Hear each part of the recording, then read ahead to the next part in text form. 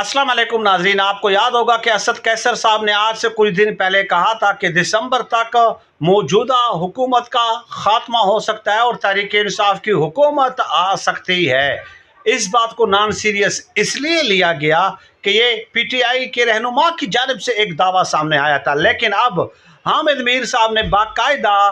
तत्ते तवे पे बिठा दिया है हुकूमत को और असद कैसर साहब के इस दावे की तस्दीक कर दी है और कहा है कि अगले 15 दिनों में तहरीक इंसाफ एक बड़ा सियासी इत्तेहाद तश्कील देने जा रही है और उसके बाद जो है एक तहरीक शुरू की जा सकती है। मौजूदा हुकूमत के हाथ से वैसे भी मुआशी मामला जो है वो निकल चुके हैं, लेकिन अगर तहरीक इंसाफ अपोजिशन को साथ मिलाकर तहरीक चलाने में कामयाब हो जाती है तो हुकूमत के लिए बहुत ज़्यादा मुश्किलात पैदा हो जाएंगी। अब देखते हैं कि इस अपोजिशन इत्तेहाद में कौन कौन तहरीक इंसाफ के